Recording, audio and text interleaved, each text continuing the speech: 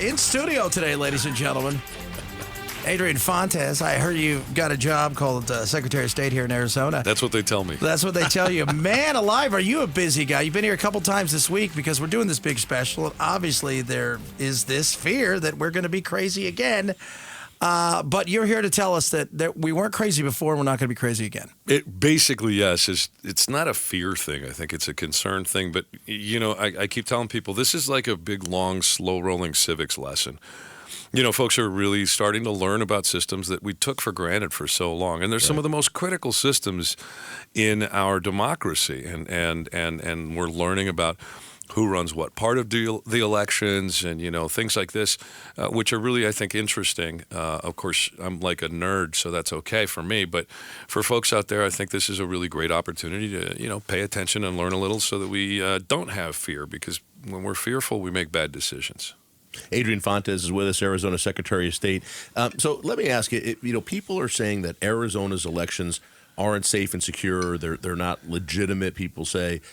There's no evidence of that. I mean, we've had trial after trial. All of those allegations are wrong. What do we do to persuade this chunk of the population that keeps listening to these, I'm going to call them grifters, listening to people that are making a living off of saying this sort of thing without any evidence? How do we persuade those people who are listening to them to see the reality of what Arizona elections are really like? Well, I just think at some stage of the game, we got to just kind of keep trucking along. The vast majority of folks out there who are really vested in the success of our society, business owners, folks in law and medicine, folks in the arts and sciences, folks in technology, they know better. They're looking at the actual evidence, and the actual evidence shows that Arizona's elections have been and will continue to be in pretty darn good shape. And they also know that they don't always get to win. And I think that's one of the most important things that is the lesson here that folks should have learned when they played sports as kids, is that you don't get to win every single time. This is a give and a take. That's why we have elections in the first place, because someone's going to win and someone's going to lose. And the folks that actually run our elections are the ones that are suffering. And these are your neighbors, right? These are folks working at polling places, some of these basic, election officials from outside of Maricopa County out in greater Arizona, and they're suffering. They're leaving their jobs. They're getting threats for no good reason. And it's just, the whole thing is based on a lie. I was about to use one of those words to get your producer fired, but I'm not going to do it. Get Pablo in trouble. They're worried back there in the control room. But look, and that's because, and I'm passionate about this because I've seen people leave careers that they loved because of the threats. And the threats and all this nonsense comes from the lie. And people need to just stop pretending like their side had to have won because there were more people at rallies. Right. That's not evidence. That's not how we actually do things here. We got to grow up. We got to grow up. Talking to Adrian Fontes, Secretary of State right here in Arizona, and we're talking about growing up. Do you think people because Barry and I know there are people out there, this is a business, and that's all it is to them. They probably don't believe it, but they're smart enough to realize the money's there. Well, even some of the folks in the legislature don't believe it. No. I mean, you've got people that are passing bills that are based on this cockamamie nonsense. They're only doing it because they're afraid of their voters now. And they're afraid of their voters because the voters are getting this nonsensical information from some rando podcast that is also full of it. And so it just creates this crazy echo chamber on the far right, particularly sort of in this MAGA space, that doesn't make any sense. And you can be, there's no problem with being, conservative on economic issues and social issues and all that stuff. That's reasonable. But when you're basing everything on lies as it pertains to election administration and things that have never been proven, come on. That's the time to grow up, right? Yeah, you would think. And see, I've often wondered, because I've had some friends who are, they believe something fishy happened.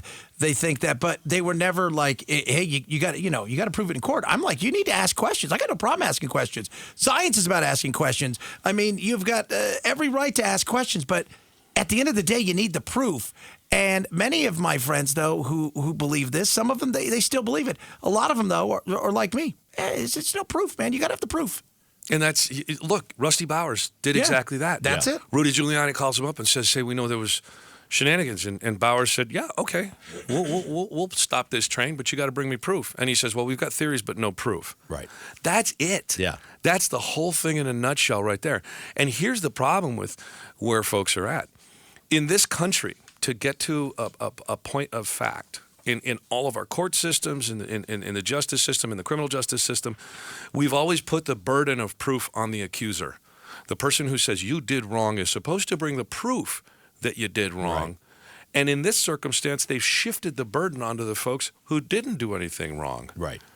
And that's anti-American. That's exactly the opposite of what we're supposed to be doing, which is really one of the reasons why I get so upset about this, because people are forgetting the basic core principle in American justice is evidence from the accuser, not evidence from the accused. Yeah. And they've shifted exactly the burden. And philosophically, that is really at odds with the American ethos. It's just it's a difficult thing. And I yesterday we had Ken Bennett on, who was a Secretary of State back in, I think, 2005. I like Ken a lot. 2013. And he also became a spokesman for the audit, the audit we had from the Senate. And we're not all perfect. Which is crazy, right. But the one thing, I asked him a bunch of questions about the audit, and the first I said is, do you think that helped? Do you think at the end of the day, looking back now, did that help people understand that there was no fraud? Because he said there was no evidence of fraud, no evidence the election was stolen. Yeah. He said what they saw when they looked at ballot after ballot after ballot was Republicans who voted down ballot for other Republicans but didn't vote for Kari Lake or didn't vote for Mark Fincham.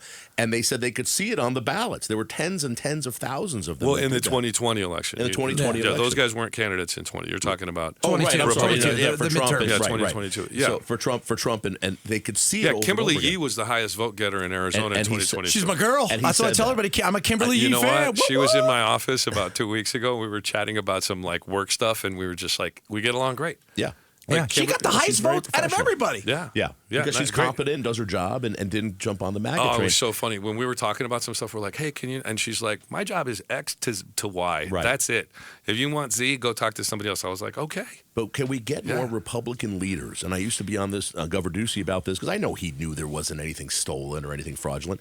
Why can't more of them stand up and tell their people, hey, we've looked at this for 3 years. There's nothing here. Because they're cowards. That's why. Yeah. Because they're afraid. They're afraid of Donald Trump. And they're afraid. But here's the problem. They don't have any reason to be afraid because the numbers don't bear that out. Right. Look at the way that the numbers break out in primaries across the United States of America in 2022. Okay, everybody's like, I'm afraid to go against MAGA as a Republican because I'm afraid to lose. Well, in a one-on-one race, MAGA versus non-MAGA, in the vast majority of cases in primaries across the United States of America, including here in Arizona, non-MAGA wins the primary against MAGA. But you add one more body in there, under any circumstances with any sort of bent, either moderate to extreme, the MAGA candidate wins the primary, right, in 2022. That's it. That is numbers, proof positive. MAGA has a beatable minority of the Republican vote, as long as they win a plurality. The rest of the Republicans, but they will win a plurality. But they win that's exactly plurality, right. and that's just it. So that's one of the reasons I think why there's so many calls for, adjusting the way we do primaries from the political right.